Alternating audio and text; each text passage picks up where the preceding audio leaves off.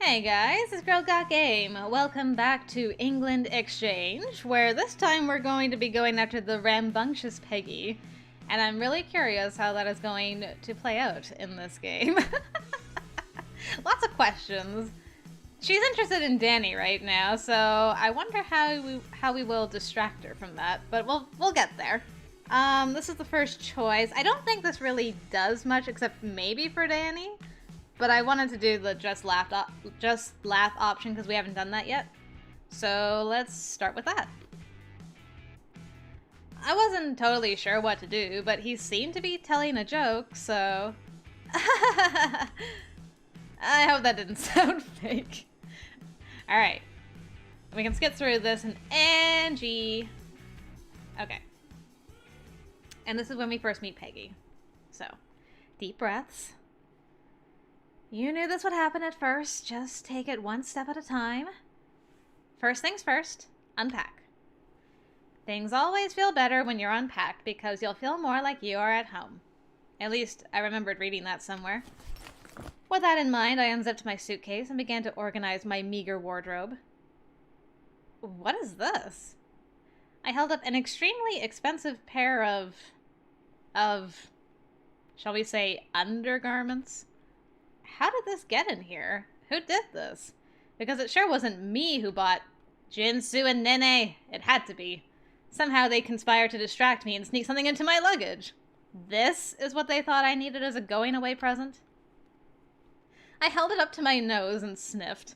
At least it was new, and it was made out of some kind of silky... Boom! The door flew open. I turned to see a diminutive girl with bright red hair, her foot out as if she just kicked the door clean off its hinges. Eh? Eh? She looked at me, then at what I was holding in my hands. I threw it to the side of me, feeling my face turn red. I didn't... What are you doing in my room? Your room? This is my room. Your room? But... She leaned out into the hallway, a confused look on her face. Oh, bollocks! So sorry, totally my fault. I picked the wrong door. Two down from the end, they said, and I picked the wrong end. Bit daft of me, wouldn't you say? I'm Peggy, and I'm starting as a student this term. Isn't that ace? I'm finally going to be in university, even if I had to wait for the later enrollment cycle. And good riddance, too. It was absolutely bonkers being stuck with my old form. There was this one girl, Cherise, who would go out pulling every night, and this other girl thought Prince Philip should be ruling instead of the Queen because women were inferior to men. I mean, can you believe that? And I had to live with that girl for so long. That's why I chose to come here instead of the student digs. I just couldn't do that all again in uni, and I couldn't afford to get a flat by myself because I spent all my money on a Christmas trip to Spain. Oh, I'm not a crazy spender, you know. I planned for months to have that trip and didn't spend a penny more than I budgeted. Just now, I'm skint. Got to live in the moment, that's what they say. Eat, drink, and be merry. Anyways, I'd better get out of your hair, right? You're clearly very... Her eyes slid over to where I'd thrown the silken underwear. Busy. I'm really not. Well, have a good night, then. She slammed the door shut, and I had the feeling the breath had been sucked out of my lungs. How could one person talk so much? At least she seemed friendly enough. And she was definitely from some part of England, judging by her accent and colorful language. Well, it seemed that was that. By the time I finished unpacking, it was early evening. Despite the relatively early hour, I was exhausted from all the travel and stress. You know, I just noticed that we can see the London Eye from our room. I hadn't noticed that until now. I didn't bother to shower, I just put on my pajamas and crawled into bed. I could do the rest later. Alright, we have arrived and met our girl. So let's skip ahead until we have something interesting to do again. Not this. Not the whole Aussie Angelo situation. We can skip through that quite comfortably. But we can call our friends this time, because we do have a lady to tell Jinsu about. He'll be very happy. The time difference between London and New York was about 5 hours, so it would be afternoon back home. Nene probably wouldn't be home, but Jinsu might be. I only had a very small phone card for international calls. I'd have to buy more minutes later when I got paid, but at least I could say hello. It took a minute to figure out how to dial a US number from here, but eventually it rang. Malia, is that you? Hey, how's England so far? Good and bad. Set your sights on any cute girls yet? Does Peggy count? There was this cute little redhead who barged into my bedroom by mistake and seemed pretty friendly until she caught sight of your little present. Thanks so much for that, by the way. You're welcome. Maybe she'd like to see you wearing it. Somehow I doubt it. Well, keep your eyes open. You never know. Alright, then he bid me good night. Yeah, we should do this scene. Just because Peggy, we see a little bit more of Peggy's personality here.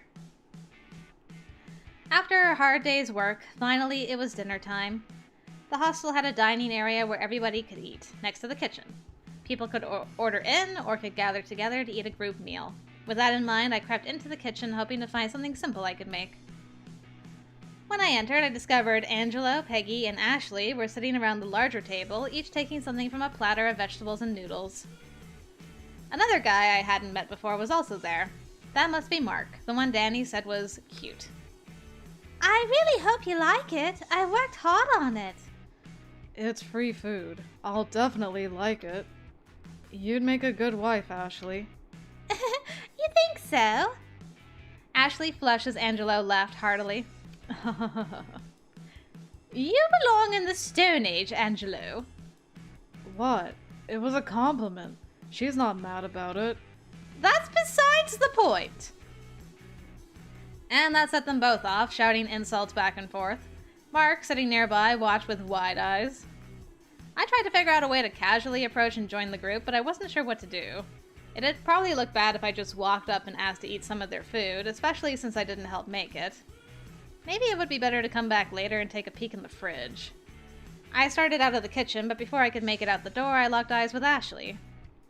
Oh, Malia! Are you hungry? I made stir-fry if you want some. I'm sure there's plenty for all of us. Really? Are you okay with that? Of course! Despite Ashley's assurances, I glanced at the others.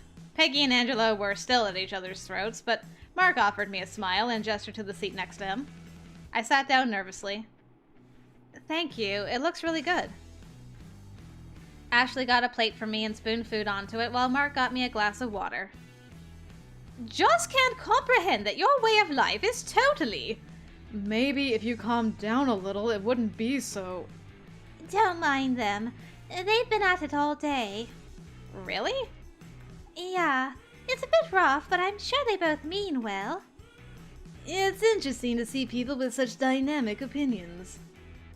And you guys aren't going to stop them? I don't want to get involved. I don't like to fight with anyone. I glanced at Mark, who shrugged. Everything ends one way or another. I mean, these kinds of things are interesting to discuss, but as long as it's not directly affecting me, it doesn't have any meaning. What? What did that mean? There was an odd tension in the air. A few seconds later, I realized Peggy had stopped arguing with Angelo and was instead staring at Mark. How can you say that you don't care about anything that doesn't affect you personally?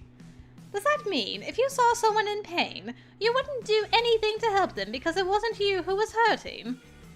Oh, no, that's not what I meant. I just meant that if how someone else is behaving isn't causing direct harm, or if it's just a theoretical concept that isn't harming anyone in practice that I can see, I won't bother with it. But theoretical concepts can harm people. I suppose. Well? Mark seemed to consider Peggy's point for a few moments and shrugged. I can't really be bothered. Ugh! Peggy stood and grabbed her half-full plate. I can't stand people like you! She marched off in a huff. Angelo chuckled as he watched her go. Thanks for having my back, man. Angelo held out his hand for a high five. Mark looked at it with interest. Your palm is quite nice, but I wasn't doing it for you. It does seem pointless, don't you think? What? I mean, everyone dies. Life is short, so I don't think you should argue so much. It's a waste of time. Angelo grunted and went back to his food. And on that note, might as well just skip through this because this is all Mark stuff.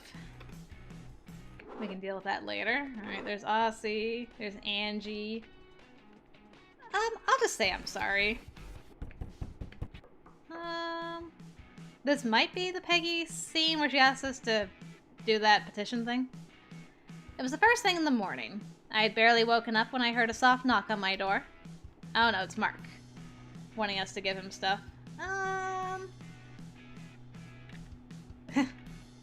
I'll just do that one. I think this is going to be for him.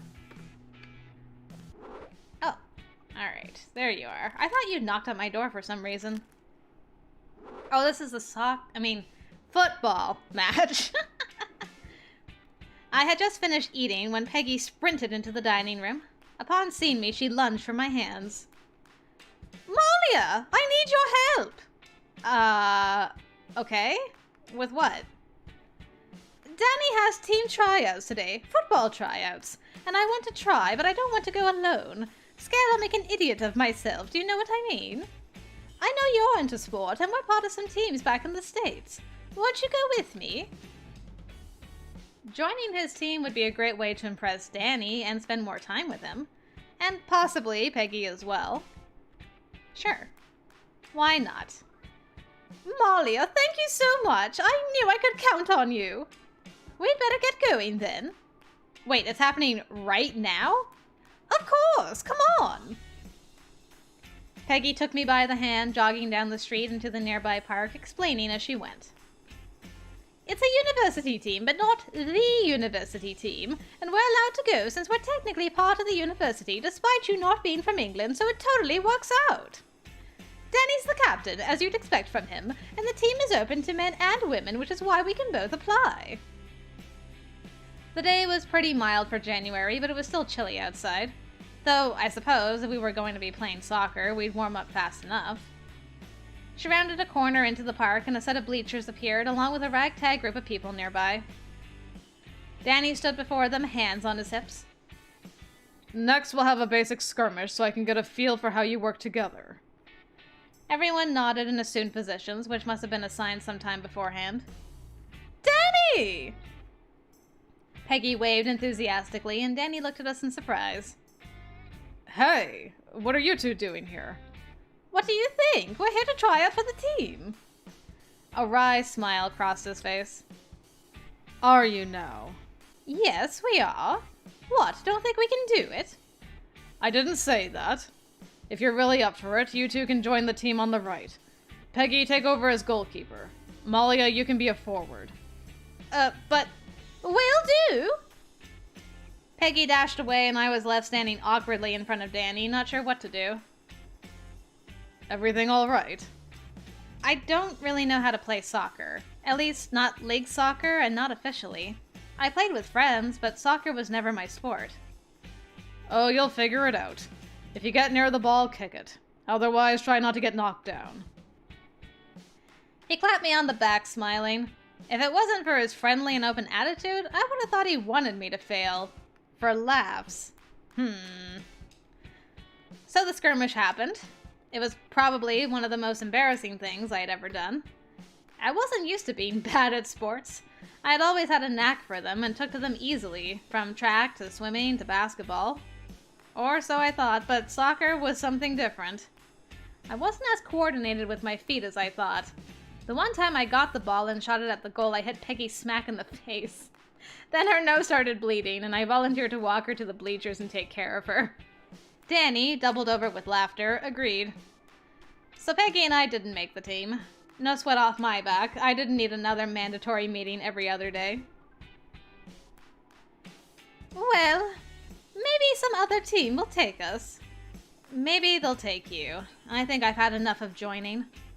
Oh. Hey, it was fun to try out.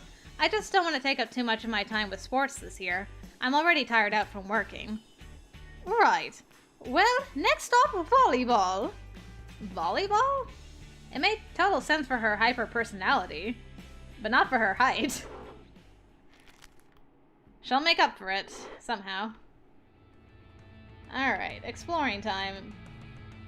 With Jihyo. Oh, yes. Okay, so this is the one where you knock. Okay. There we go.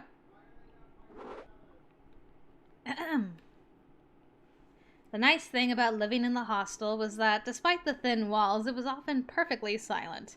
People were often working or at school, so it was easy to find peace and quiet. It was quiet enough to hear the birds outside my window, the wind howling through the cracks in the wood. Quiet enough to hear footsteps in the hallway.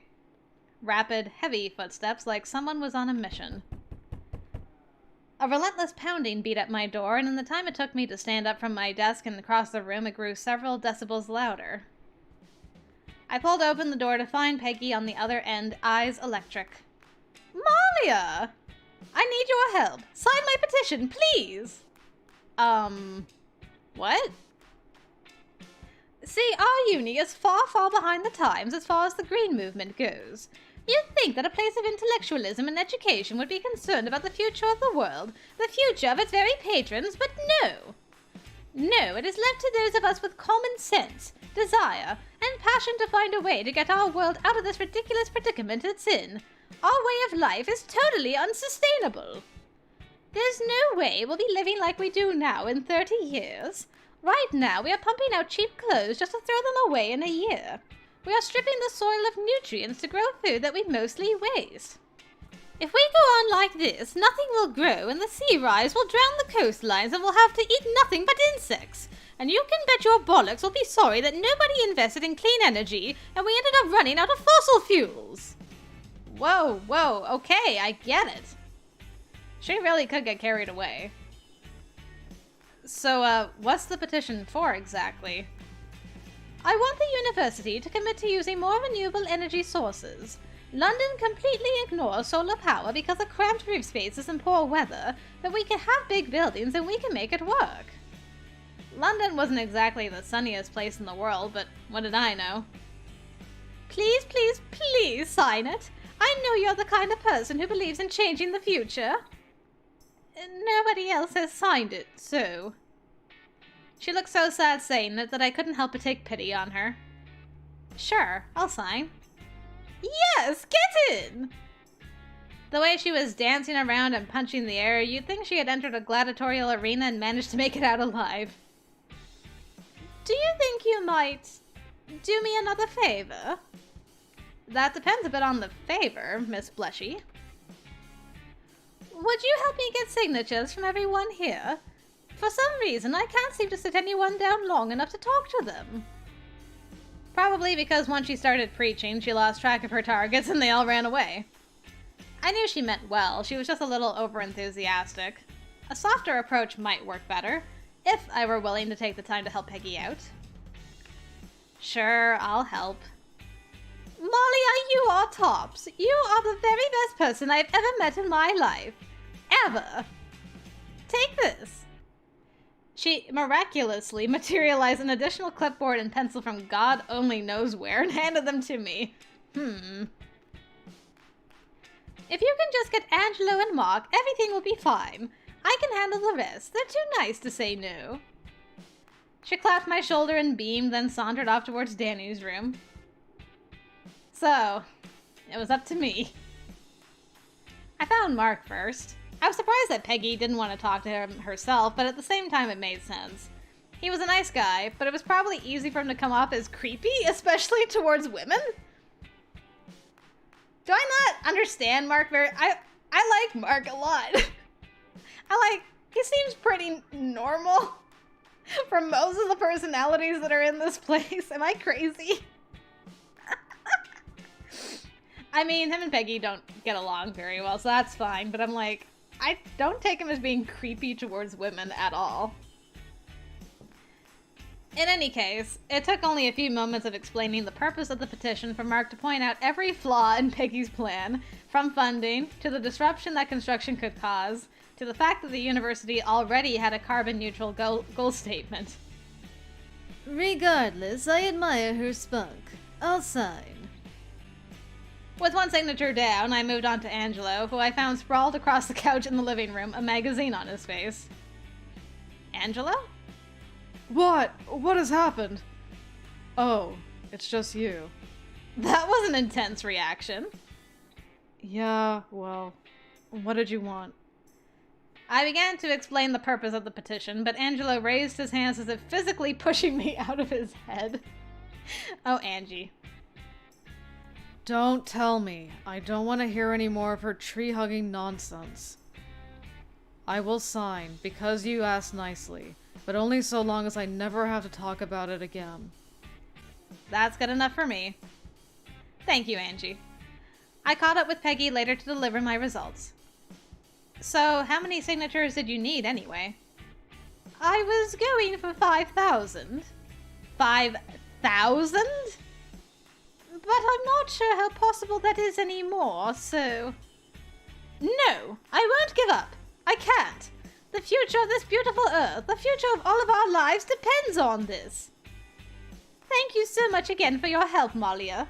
I'm glad you're willing to actually look at what's wrong with the world instead of ignoring it like most everybody else. She grabbed my hands and shook them warmly. I felt a blush coming on and pulled them awkwardly away. Oh, hello, Malia. It was the least I could do. Good on you, Peggy. Best of luck. No luck needed. I've got drive, will, and a vision. What else do I need? As she disappeared down the hall, I began to wonder. What else really did she need? That girl could power 3 jet planes on will alone. True. She's a force of nature. Alright, so...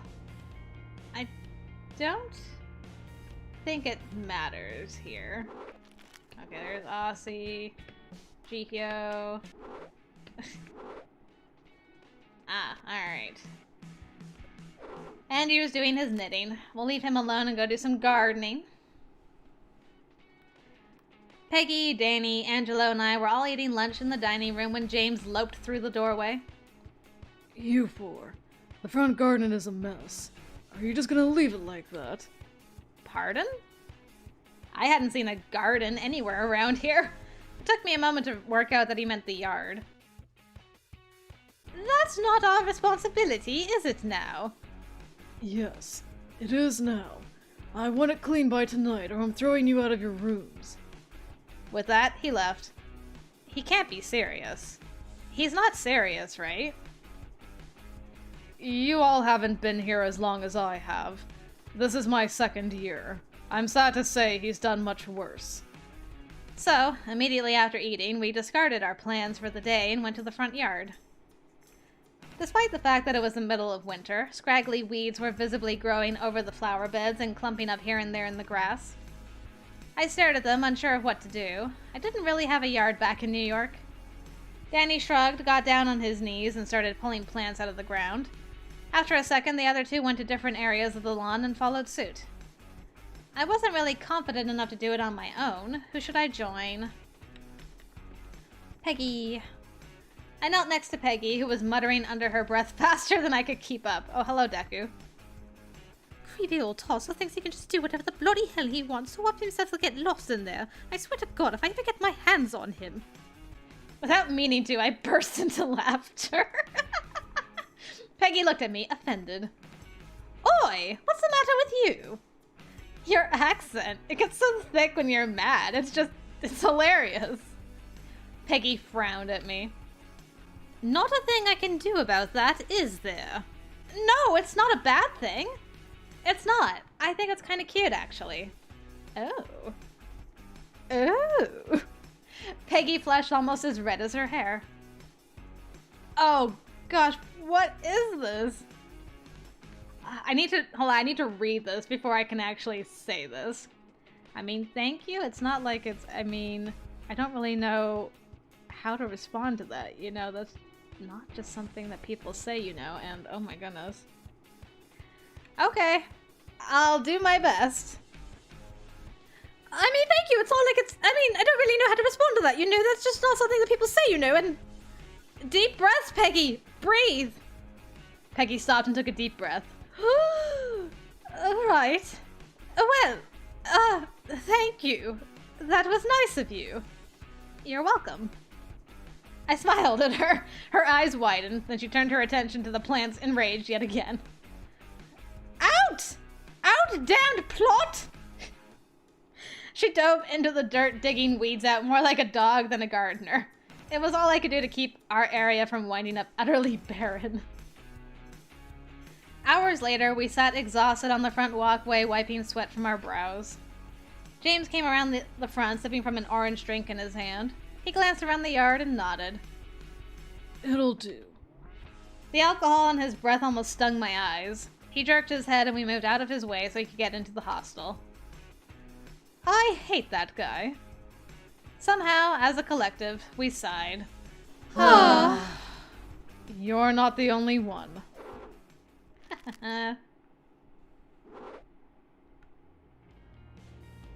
Okay, this is you. Ah. Volleyball net, I know who that is. I was on my way back to the hostel when I saw something jammed into the front door. Was that really the end of a volleyball net? Why would someone be trying to drag a volleyball net inside? Bloody worthless piece of crap! Tilt already! Oh. I decided to walk around the block a bit more before going back to my room. She does figure it out eventually. Alright, there's G here, there's Brendan.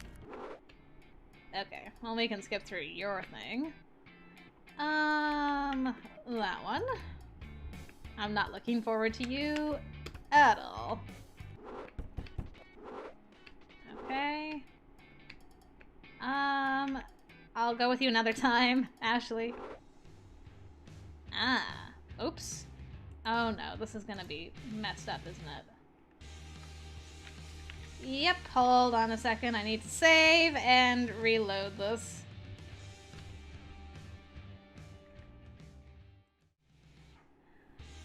Okay, sorry about that, guys. I right-clicked instead of scrolled, and that messes up my recording when I do that. I've learned. Alright. So anyway, in early February, Danny's soccer team had their first match. He formally invited the entire hostel to come see it if they wanted, but let everyone know he wouldn't hold it against them if they didn't show up. Not surprisingly, not everyone wanted to go. In the end, Ashley, Peggy, and I walked to the park together, tiny flags in our hands. Ashley was such a nice girl that she couldn't possibly turn down the invitation, but Peggy seemed particularly excited about cheering for Danny. I knew Peggy and Danny were good friends, but seeing the way they interacted, I was a little jealous of him. I couldn't help but wish that Peggy was cheering for me instead.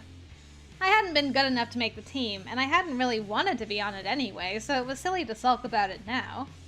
Still, it would be nice to feel that someone appreciated me. Danny was a nice guy. He was smart, attractive, well-organized. He was constantly helping out around the hostel and looking after everyone. Of course, people would admire that. Maybe I ought to volunteer more. Woo! Go, Danny! Danny, now dashing out onto the field for the first time, looked into the stands and saw us. He beamed and waved, and Peggy waved frantically back. I held up a hand and smiled, and then he was in, focused on the game. I took some pictures on my phone, thinking they might be useful at some point in the future.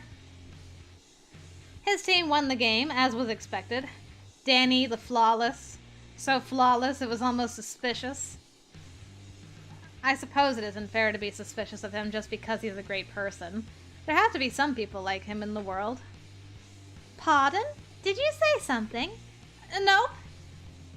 We crossed to the end of the field to congratulate Danny on his win, waiting for him to finish his team's victory speech before approaching. Danny! You did it! Good job! Peggy jumped into his arms as soon as he turned around. Thanks, Peggy. Congratulations! Thank you all for coming. It means a lot to me. Of course, it's the least we could do. So, we're going to go out for a celebratory drink or something? No, that's all right. I've got some work to do back at the hostel. Been neglecting my studies a bit. Really? That's not like you at all. Come on, a little drink wouldn't hurt. No, I'm fine. He said it firmly, and although he wasn't being rude, his humorless attitude killed the celebratory atmosphere. Well, okay. That's fine then. I bet we've all got work to do anyways. Are we walking back together? He shook his head. I have a few other things to do on the pitch. Sorry. Ah, it's fine. Well, good game. I guess we'll head home then. It was very nice seeing you. Danny nodded, and Peggy, Ashley, and I headed for the hostel. We got to the edge of the park when I patted my pockets. Something was missing. Oh no! My phone! Don't tell me you left it back there. Want us to come with you to get it? No, it's fine. It'll only be a moment. I dashed back to the field and searched the bleachers where we had been sitting, but found nothing. My panic was rising when I saw Danny waving at me from down on the field, something glinting in his hand. My phone! I ran over to him and he cheerfully dangled it from his hand. You should keep a better grip on your possessions, Malia. Otherwise someone might rob you blind. I took the phone back from him and blinked at the pictures of him clearly visible on the screen. Wait, did you bypass my lock? I told you. You need to improve your security. That was a little weird, but I didn't want to tell him off for it. He did give me my phone back. Anyways, congratulations on winning the game. I know I didn't say it earlier. You definitely deserved it. You're a great team captain. You're great at everything. I really admire you. His face darkened and he shook his head. Don't say that. Why not? He held up a hand and shook his head. I don't want to talk about it, but please don't act like I'm a great person. I'm not. I don't deserve it.